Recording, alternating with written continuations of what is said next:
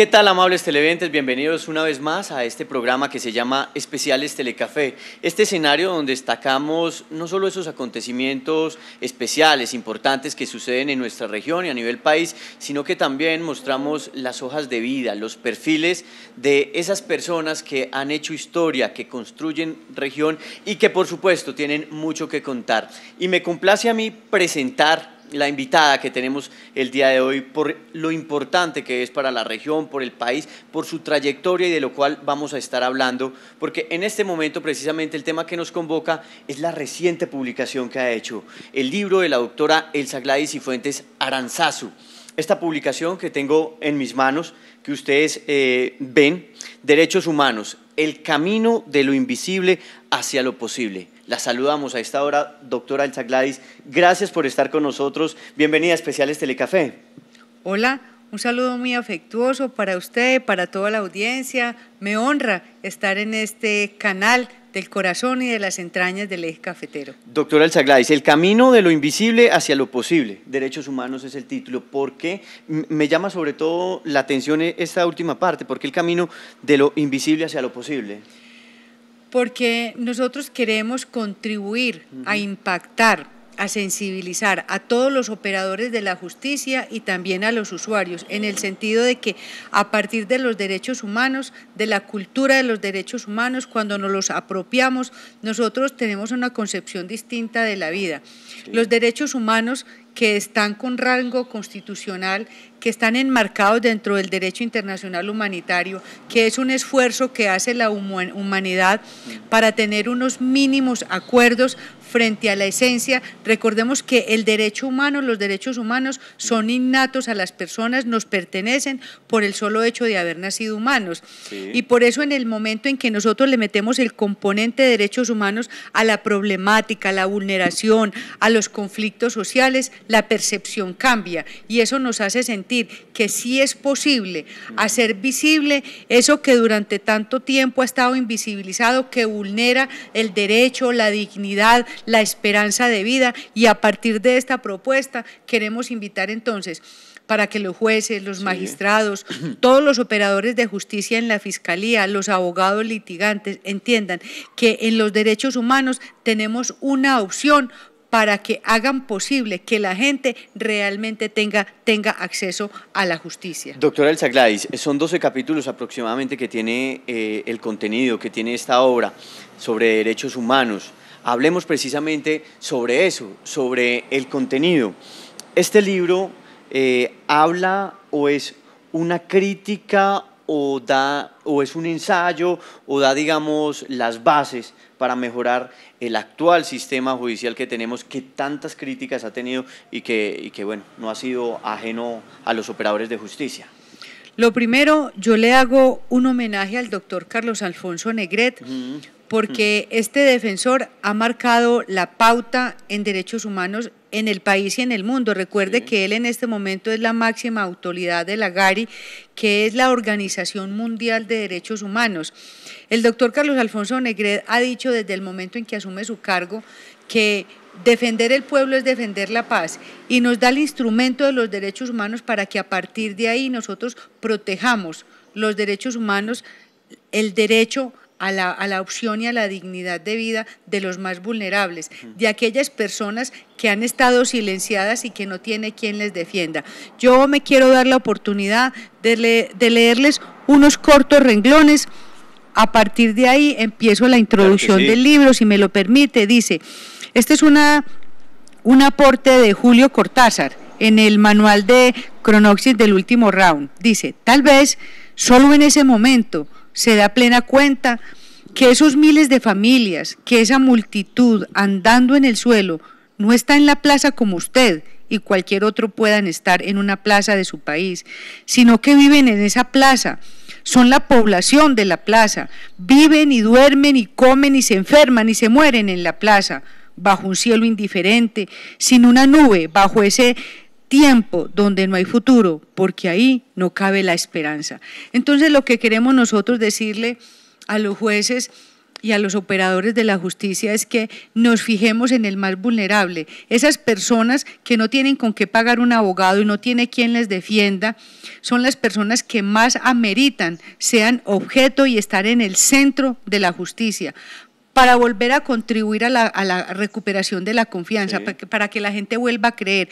Yo, acatando el llamado que está haciendo el procurador, el doctor Carrillo, Fernando Carrillo, donde anuncia una reforma a la justicia, yo aspiro que los derechos humanos sean transversales, sean la esencia de ese tema de la reforma a la justicia. Si usted habla de hacinamiento en las cárceles, si usted habla del tema de indígenas, si usted habla de la minería ilegal, si usted habla de las víctimas, del acceso que no se tiene a la salud, cualquier problemática que usted ponga sobre la mesa, está ahí los derechos humanos, y a partir de los derechos humanos, haciendo alegatos, presentando demandas y haciendo fallos en derechos humanos, encontraríamos una gran solución para la problemática. Claro, doctora Elsa Gladys, pues son varios temas, son varias situaciones, varias poblaciones las que usted toca a lo largo del libro y a lo largo de sus capítulos, en sus hojas, temas como la mujer, la familia, pero también la situación de los indígenas, esa que no es ajena el departamento de Risaralda. De todos estos grupos poblacionales, en materia de vulneración de derechos humanos, ¿cuál fue el que más le llamó la atención y por qué? A quienes les dedico gran parte del libro es a la población indígena, una población que resulta molestándole a algunos mandatarios y a algunas personas, Sí. porque desconocen primero que ellos fueron primero que nosotros venimos de allá. Es como cuando no respetan a una mujer, si del vientre materno venimos todos.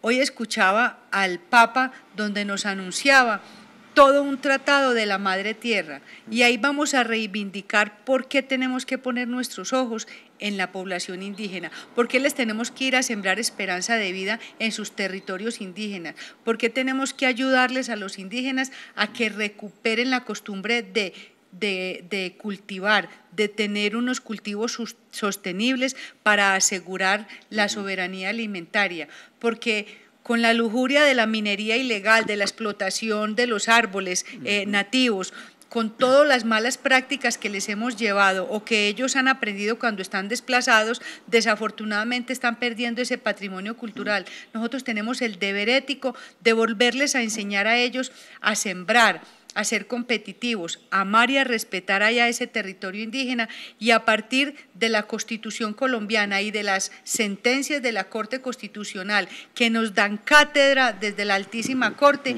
para que nosotros entendamos que a los indígenas hay que respetarlos, y hay que respetarlos con dignidad allá en su autonomía. Entonces hablo de eso, pero también me ocupa mucho tiempo los campesinos, también las poblaciones con algunas discapacidades, los ancianos, las personas que son más vulnerables. Me llama también la atención que usted dedica también y habla en el libro de los derechos de la naturaleza, que era precisamente de lo que estaba haciendo referencia. Uno habla o escucha de muchos movimientos ambientalistas y en pro de la defensa del medio ambiente, pero ya estamos hablando de derechos de la naturaleza. ¿Cómo se toca ese tema? Me gustaría hacer también hincapié sobre ello. Recordemos que en Colombia, a través de una sentencia de la Corte, se le dieron derechos al río Atrato. O sea, ya el río Atrato tiene derechos. Y hace poco salió una sentencia también a favor del río Tun.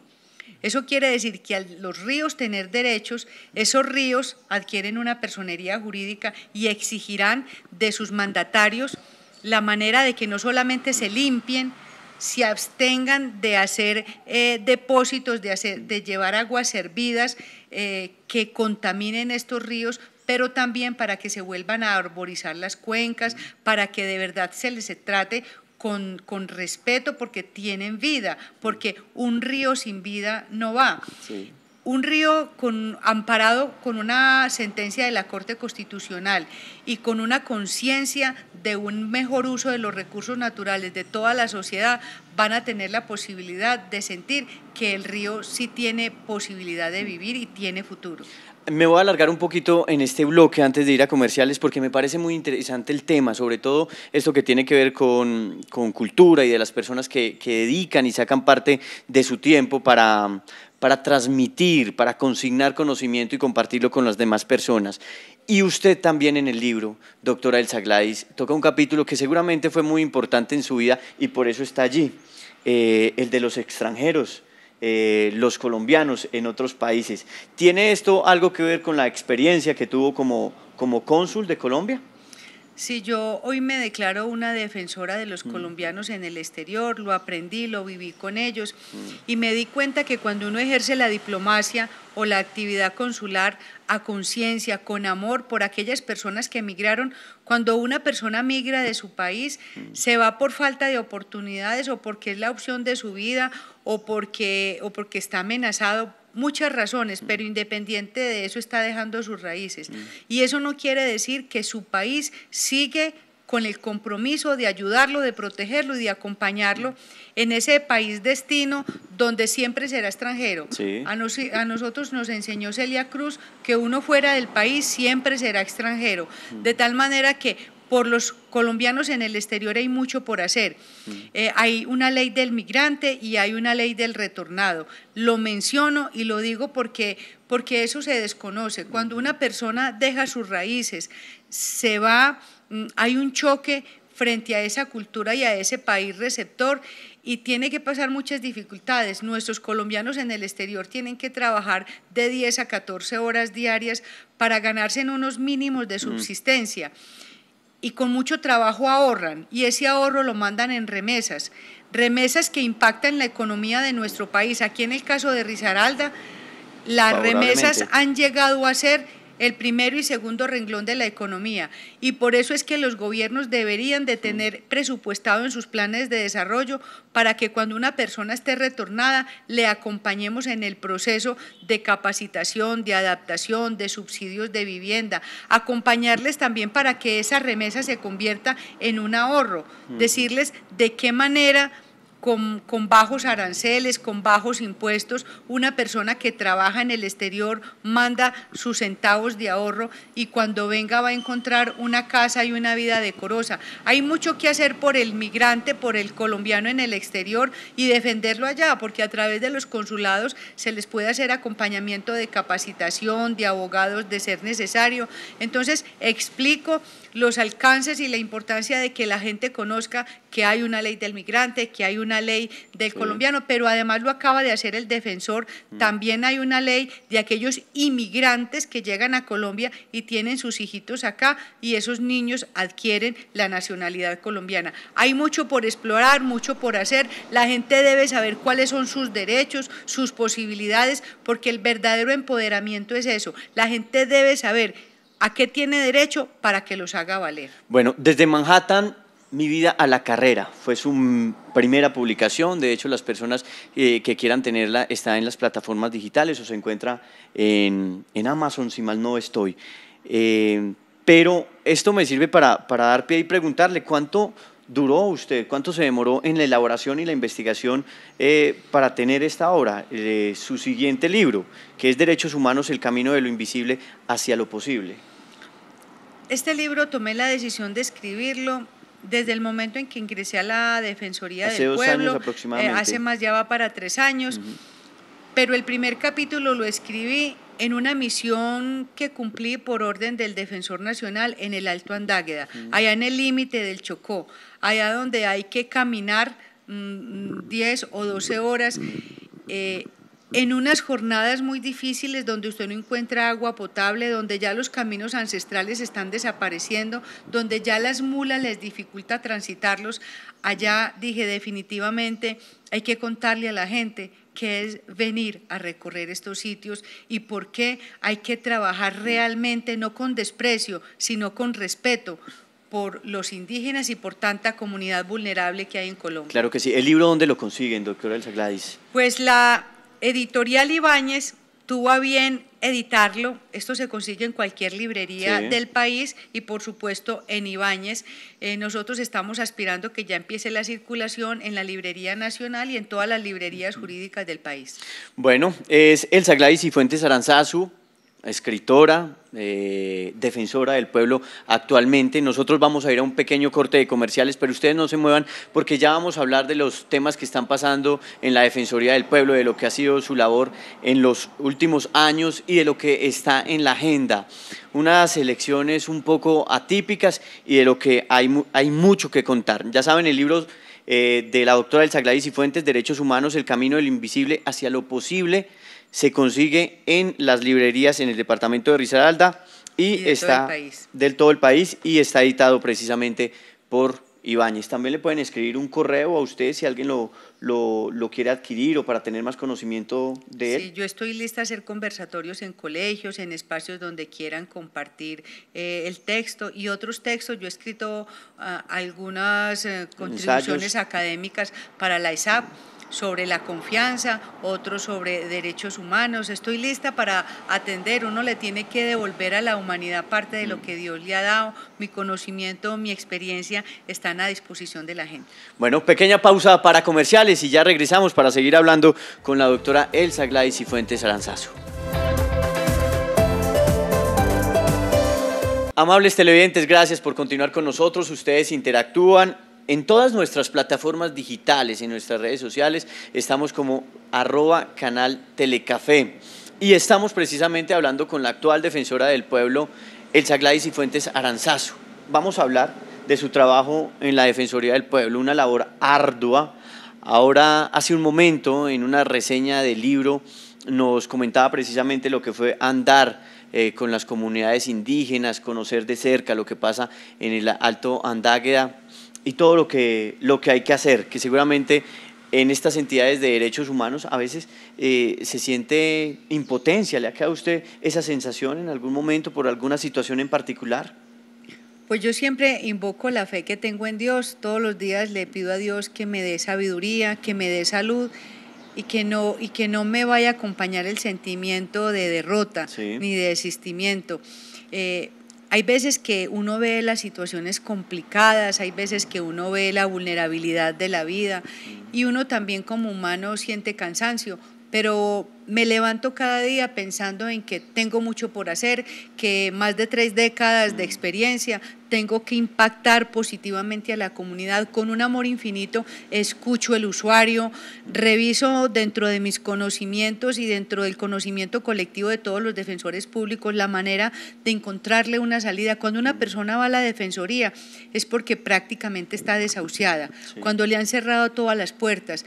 Nuestra institución es una institución que tiene los mejores abogados de la ciudad, tenemos abogados en todas las áreas del derecho y unos funcionarios de planta y contratistas maravillosos, unas personas con sensibilidad, con compromiso y misión de vida, y eso permite esa capacidad de respuesta permanente a tanta problemática, llámese las víctimas, desplazados, empleadas del servicio, vendedores ambulantes, las personas, los usuarios o las personas que trabajan en la explotación minera.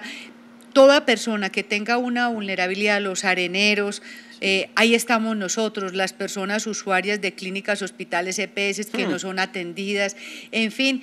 Amo esta institución porque es un rayito de luz y de esperanza para los más desfavorecidos. Cerca de 3 años, usted nos decía hace poco, al frente de la Defensoría del Pueblo en la regional Risaralda, incluso llegó a estar en el sonajero para ser defensora del pueblo a nivel nacional por su amplio recorrido y experiencia. Pero yo sí quisiera preguntarle, porque en esta parte del país vemos con especial atención lo que pasa con el tema de la salud.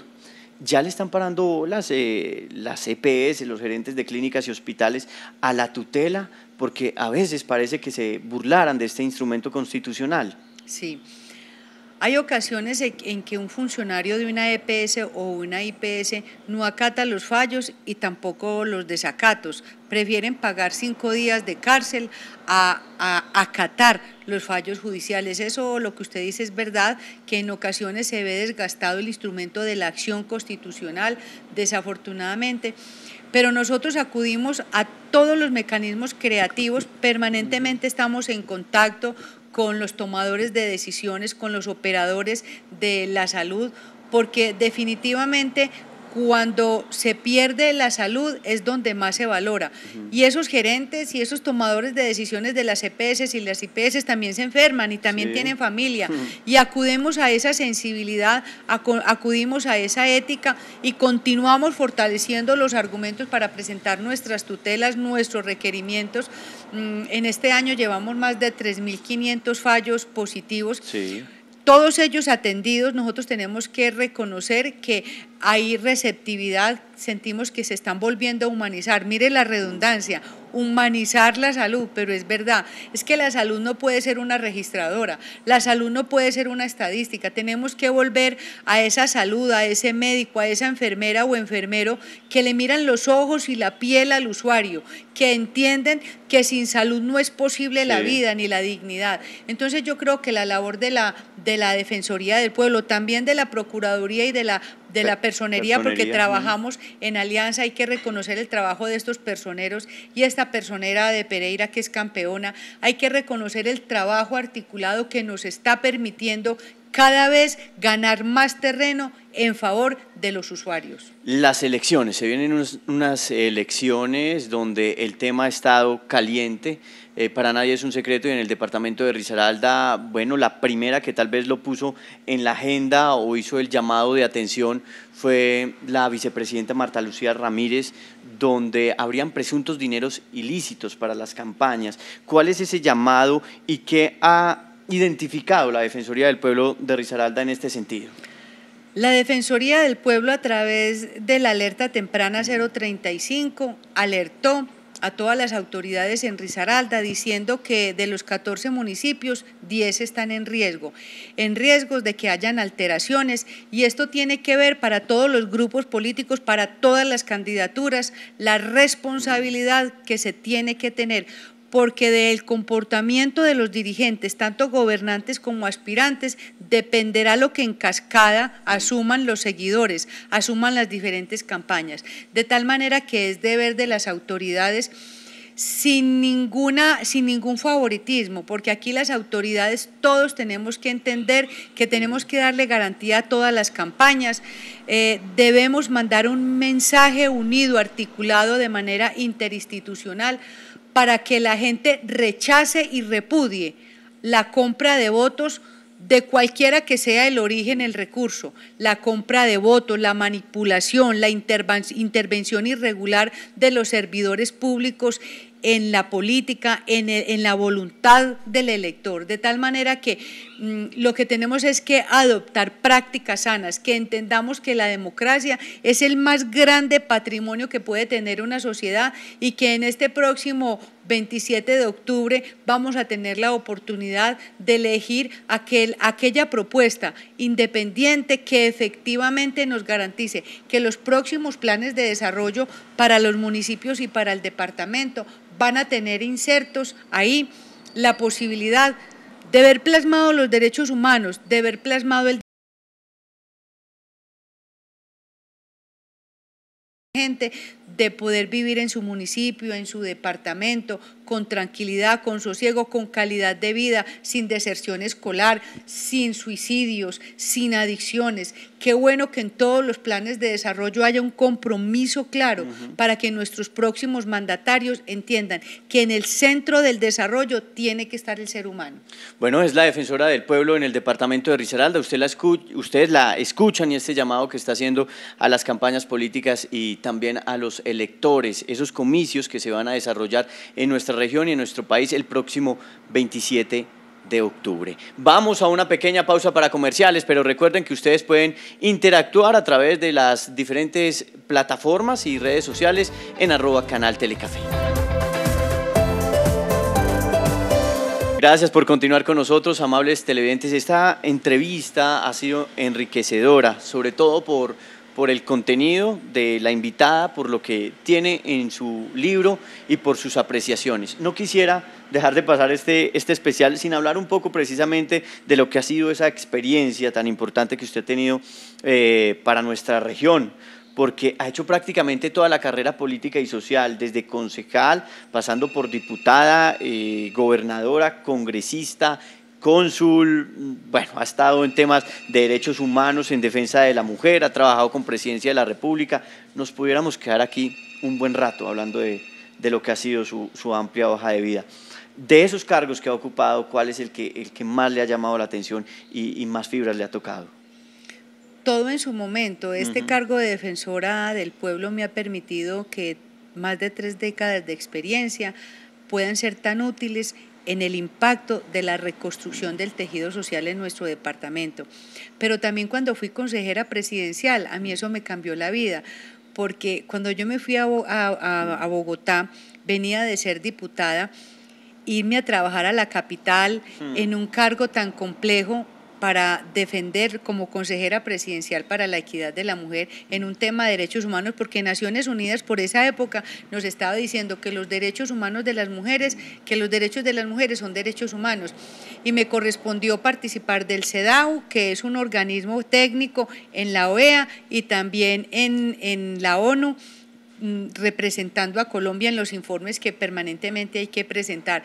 Tuve de verdad una experiencia bien importante y eso impactó y cambió mi vida, pero en general yo le he dado gracias a Dios por cada cargo. Amé ser concejal de Pereira, ser diputada, consejera presidencial, gobernadora, saber que de mi vocación, de mis madrugones a las 3 y 4 de la mañana, dependía que pudiésemos orientar y contribuir a la confianza de la gente, comandar a la policía y al ejército en la recuperación del orden público, que en esa época estaba tan difícil.